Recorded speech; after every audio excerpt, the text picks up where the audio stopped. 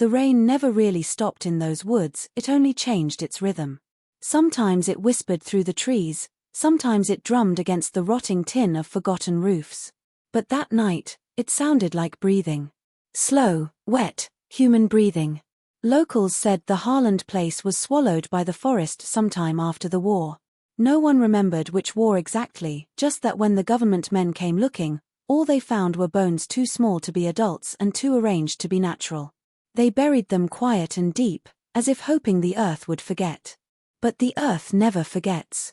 The first time I heard about him, I thought it was another backwoods fairy tale, something to scare kids away from wandering too far off the highway. He married 2 16-year-old nieces, the old man at the bar said, his eyes never leaving his drink. Said it was God's will. Said he was making the blood strong again. I laughed then.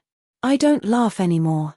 Because last week, while hiking through that part of West Virginia where the fog moves like it's alive, I found the Harland name carved into a tree trunk, fresh, clean, and still bleeding sap. And beneath it, a symbol.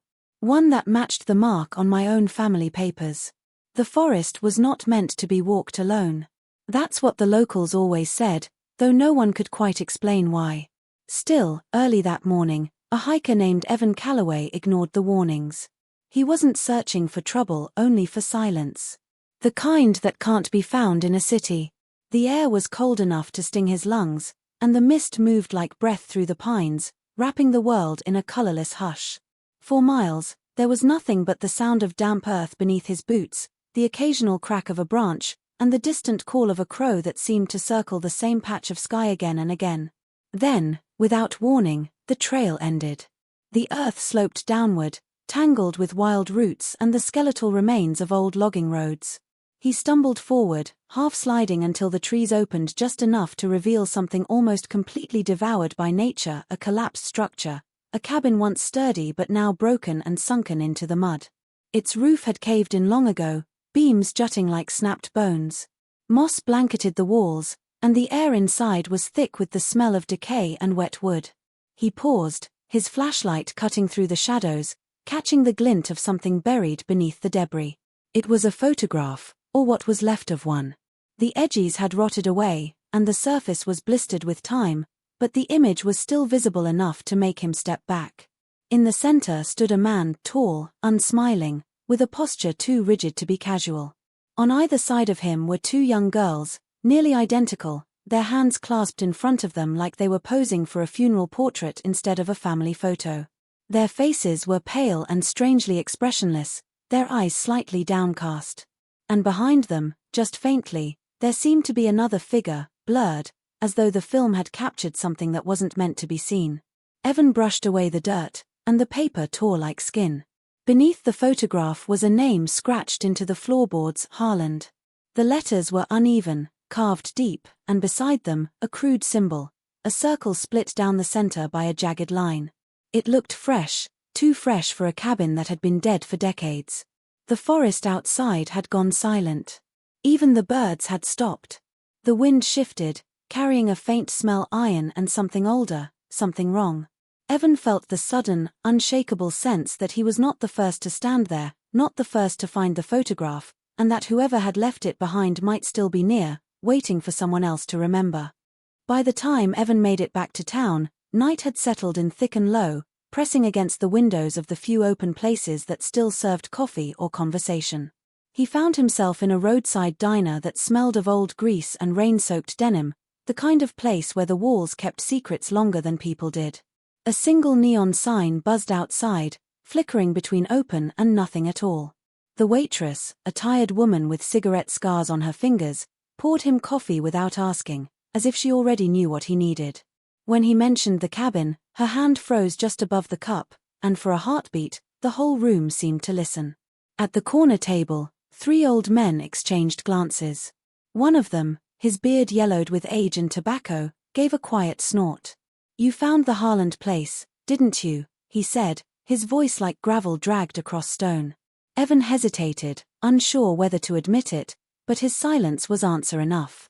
The man leaned back, the chair creaking beneath his weight. "Ain't much left of that family now. Not much left of them woods, either, if you know what I mean. The other men nodded, their eyes distant, as if they were seeing something far older than memory. They told him the story in pieces, each interrupting the other, voices dropping whenever the wind howled outside. There was once a man named Elias Harland, they said a preacher, or something close enough to call himself one. He lived deep in the hills, far from town, and claimed that the world beyond the trees was rotting, that sin had tainted every drop of blood that left the mountain. So he stayed, married into his own line, and swore he'd keep it pure. Folks said he took 2 of his nieces as wives when they were 16, and when the town found out, the sheriff went up there with a small group of men to drag him back. None of them ever came down again. The town sealed that part of the woods off in stories rather than fences. Hunters who wandered too far stopped returning. Hikers said they heard voices, young and pleading, calling their names through the fog.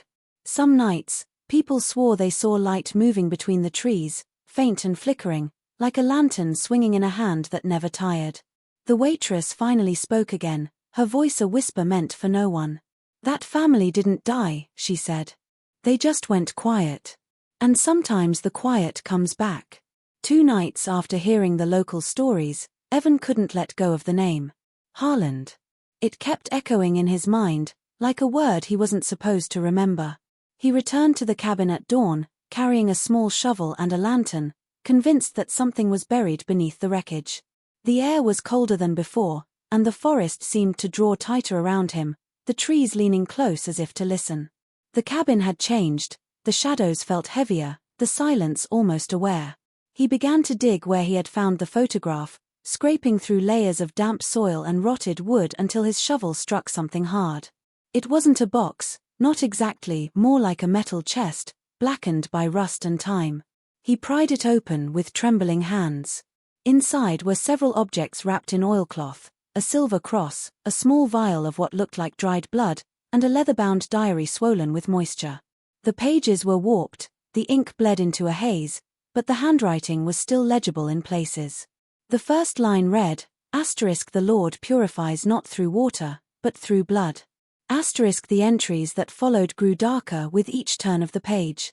Elias Harland wrote of the Pact of the Line, a ritual to preserve his family's strength by keeping their blood untainted. He described dreams of angels who spoke in static and bone, commanding him to create a lineage untouched by corruption. He saw himself as chosen, burdened with the divine task of rebirth. The diary detailed the day he married his 2 nieces, Martha and Lila. The ceremony took place under the oak behind the cabin, with only the forest as witness. He carved symbols into the bark and marked their foreheads with their own blood. He wrote that the moment their vows were spoken, the woods fell silent as if nature itself was listening.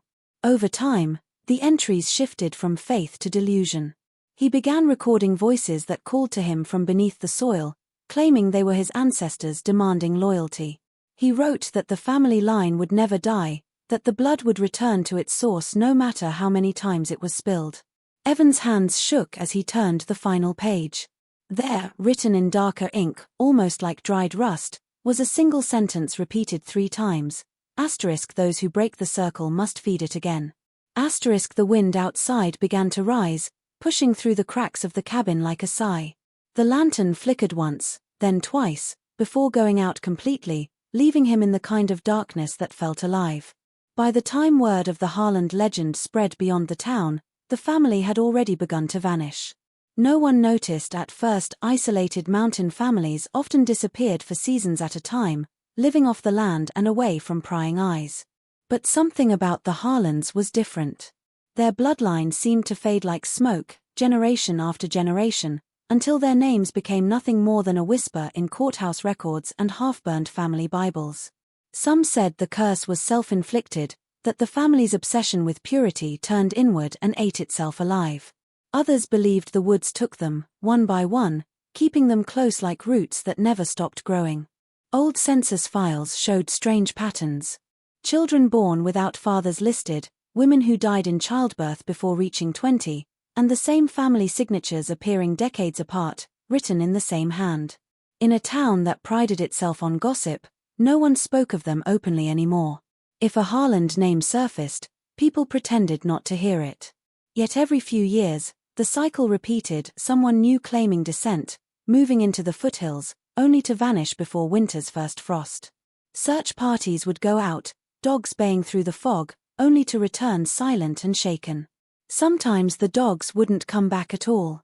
There were stories of a girl seen walking the ridge long after sunset, wearing a white dress too old-fashioned for the time, her hair pale as the moon. A logger once swore he saw her standing in the middle of a creek, water rushing around her ankles though her dress stayed dry. When he called out to her, she turned, and her eyes reflected the lantern light like those of an animal. The next morning, his axe was found lodged in the base of a tree, still wet with something darker than sap. Families living near the forest began marking their doors with crosses, painting salt lines on their windowsills. They said the Harlands were not gone, they were simply waiting.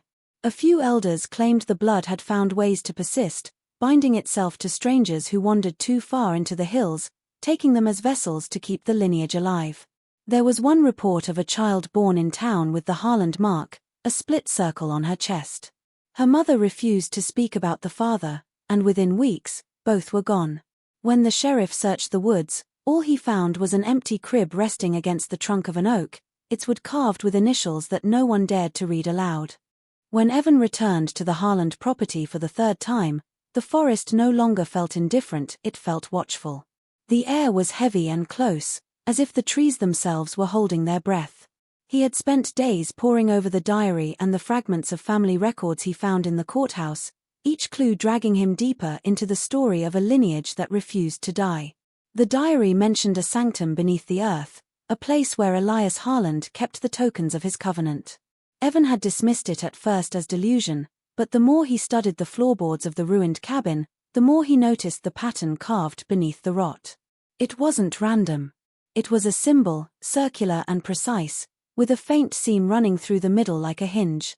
He cleared the debris away and found an iron ring bolted into the wood, half hidden by dirt and years of decay.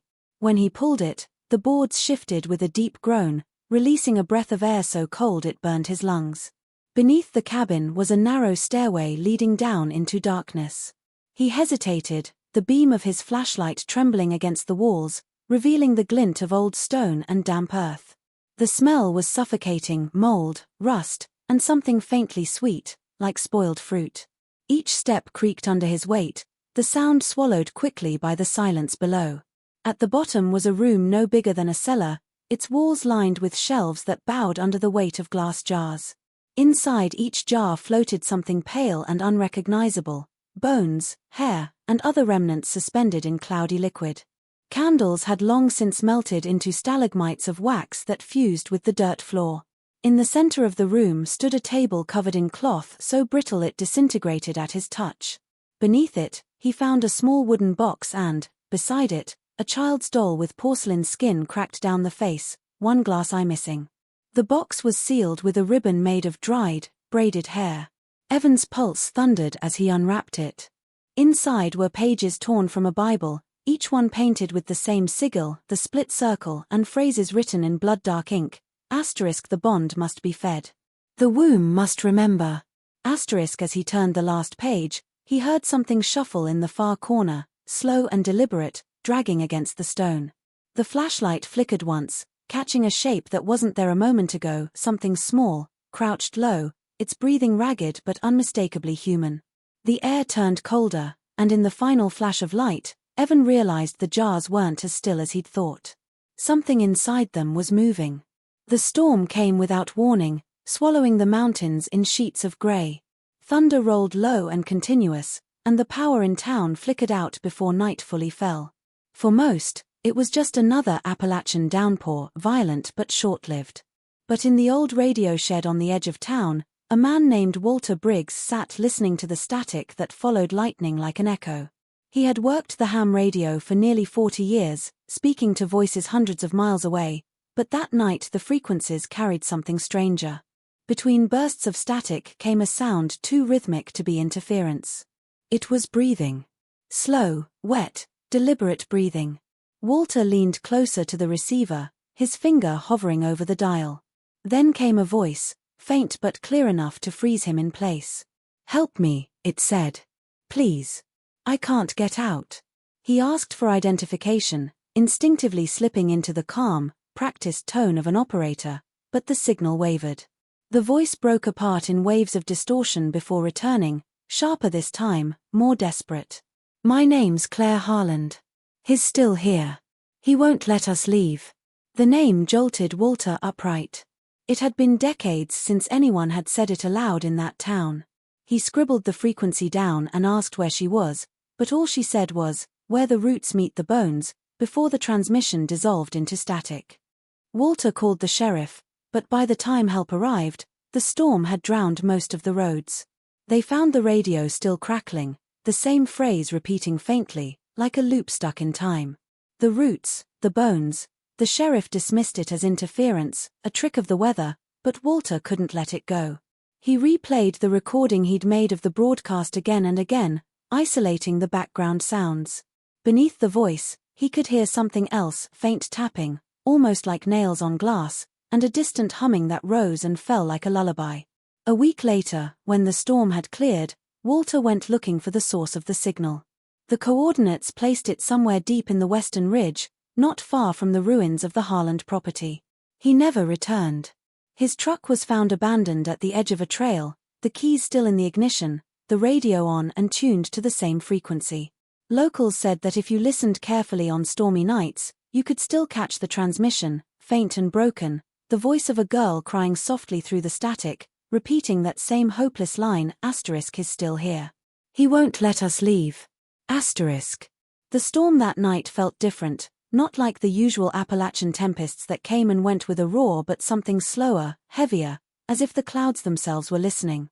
In a cluttered shed on the outskirts of town, an old radio operator named Walter Briggs sat hunched over his transmitter, headphones pressed to his ears, tuning through a chorus of static.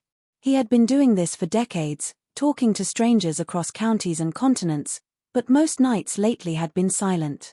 Tonight, though, the air carried a strange hum, a low vibration that made the metal siding of his shack tremble. Then, through the crackle, he heard it, a whisper so faint he thought it was the wind. At first it was just breathing, uneven and close to the microphone. Then a girl's voice broke through, small and trembling. "Can anyone hear me?" Walter adjusted the dials, his hands shaking. "This is CQ calling," he said, his voice steady from habit. "You're coming through weak, Identify your station." There was a pause, then the whisper again, clearer this time. "Please, my name is Claire Harland. He won't let us out." Walter froze. The name was like a ghost crawling out of the past. He asked her to repeat it, but her words dissolved into a rush of static and wet sobbing.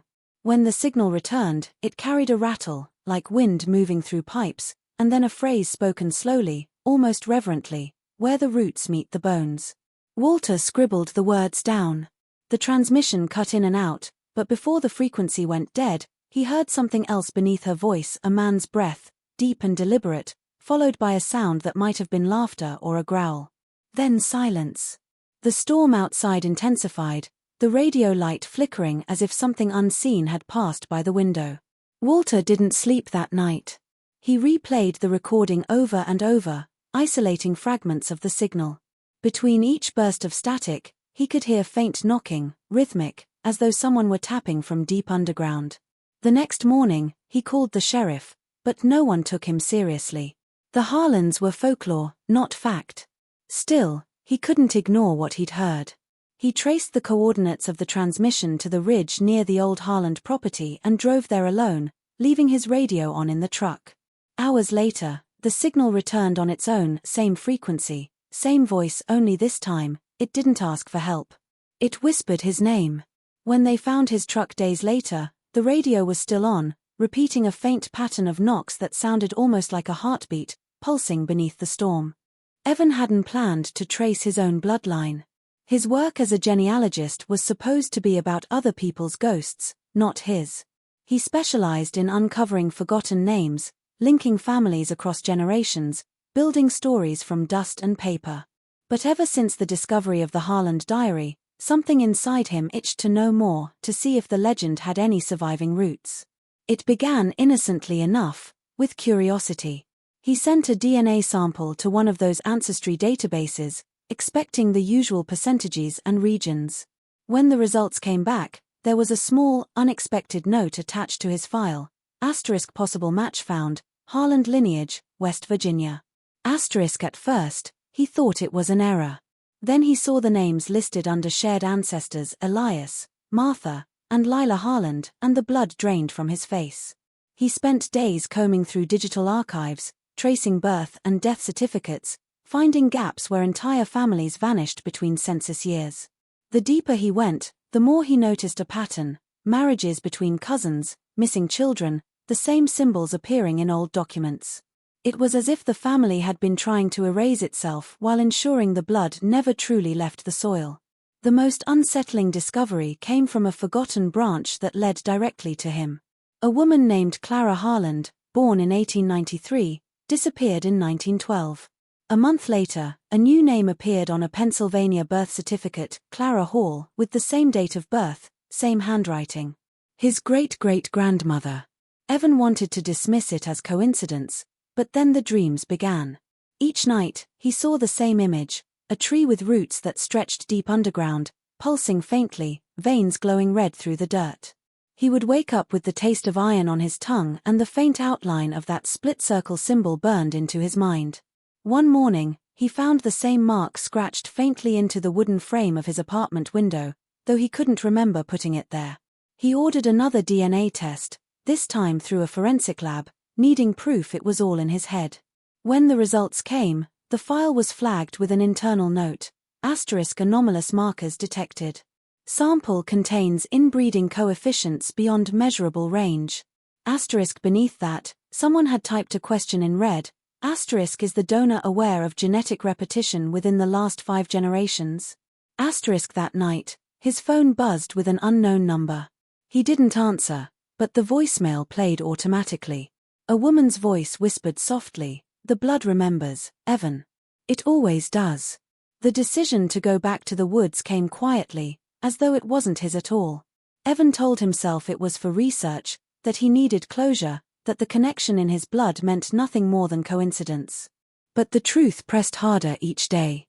The dreams had grown stronger, always the same forest, the same rotting cabin, the same whispering voices just beyond sight. When he closed his eyes, he could feel the pull of the hills, a slow tug in his veins like something calling him home.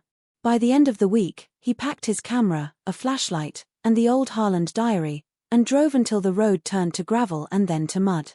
The fog met him there, curling around his car as if waiting. The woods were darker than he remembered. The trees stood closer, their trunks swollen and knotted like muscle, the air heavy with the scent of earth and rot. Every step sounded too loud, each breath too visible in the cold.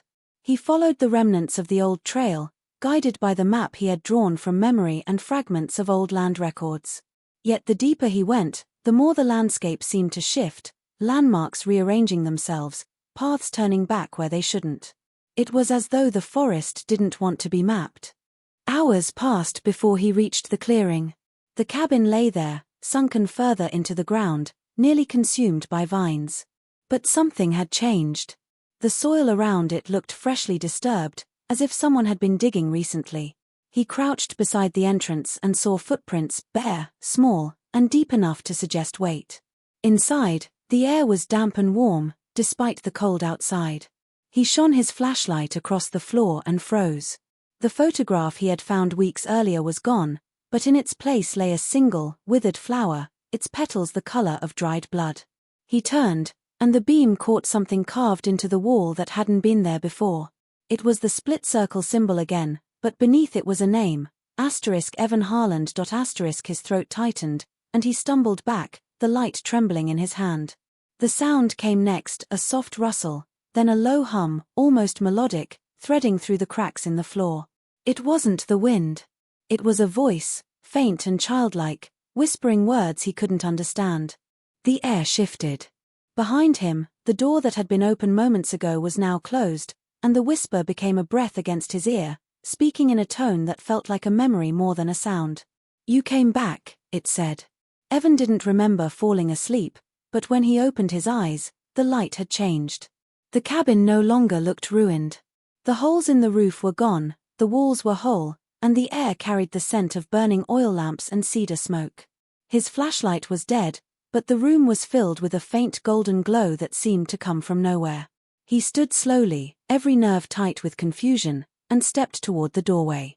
Outside, the forest looked the same yet wrong, the trees straighter, the ground clean of decay, the night too quiet. Then he heard laughter, soft and musical, echoing through the trees. It was the kind of laughter that should have felt innocent but didn't. He followed the sound until he saw them. 2 young women stood by the stream, barefoot and dressed in white nightgowns that moved like mist around their legs. Their faces were pale, their eyes bright with a strange, feverish light. They looked almost identical, same hair, same shape, same faint smile. When they saw him, they didn't startle or speak. They simply turned toward him, as if they had been expecting his arrival. One of them stepped forward and said his name softly, her voice almost melodic. Evan. The way she said it wasn't a question. It was recognition. He tried to ask who they were, but the words wouldn't come. His throat felt tight, his voice trapped somewhere deep.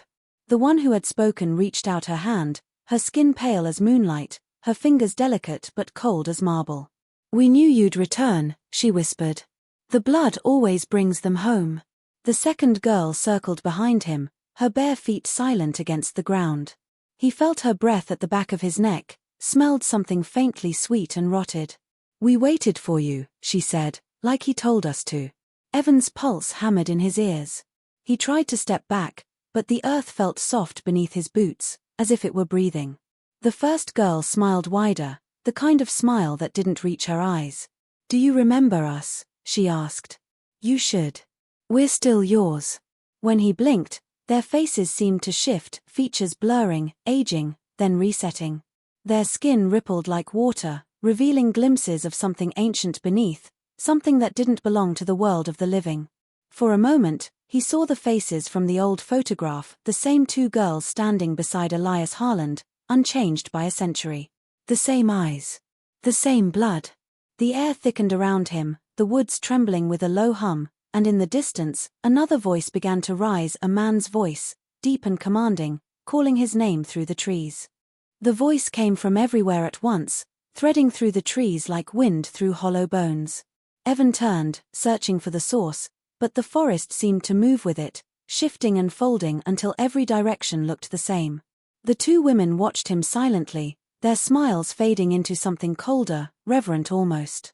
The ground pulsed beneath their bare feet, the soil breathing in slow, rhythmic waves. Then the air thickened, and the lanterns that weren't there moments ago began to flicker to life, forming a path deeper into the woods. The man's voice grew louder, steadier, carrying words that seemed older than language itself. Evan felt his body move before his mind caught up.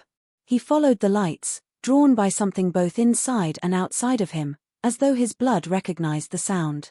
The trees opened into a clearing, circular and perfect, the moon hanging low enough to touch. At its center stood a figure, tall, motionless, wrapped in the color of old wood and shadow. Elias Harland. His skin looked stretched thin over his bones, his eyes like 2 coals buried deep in ash. Time had not decayed him, it had preserved him, as though the forest itself had refused to let him die. The air vibrated with whispers, thousands of them, voices overlapping in a chorus that sounded like prayer and pain. The 2 women stood on either side of the clearing now, heads bowed. Elias raised a hand, and the whispering stopped. "The circle is complete," he said, his voice heavy and cracked like the earth after drought. "The blood remembers its own." Evan's heart pounded so violently it felt like it might tear through his chest. He tried to speak, to deny what was happening, but the words turned to breath before leaving his mouth. Elias stepped closer, and though his body barely seemed to move, the distance between them vanished in a heartbeat. Elias placed a hand on Evan's shoulder, cold as stone. "You are the seed and the return," he murmured. "The bloodline sleeps within you, waiting to wake." The forest seemed to lean in, the trees creaking under invisible weight. Evan felt something stir beneath his skin, a pulse that wasn't his own. His vision blurred, and through the haze he saw the women's faces begin to change again, eyes hollowing, skin turning translucent until he could see veins pulsing with dark light. Elias's voice rose above the wind, his words turning into a chant. The earth trembled. The roots beneath Evan's feet writhed upward, curling around his ankles like hands. As the world dimmed to red and shadow, the last thing he heard was his own heartbeat sinking with another's older, deeper, and still alive somewhere beneath the ground.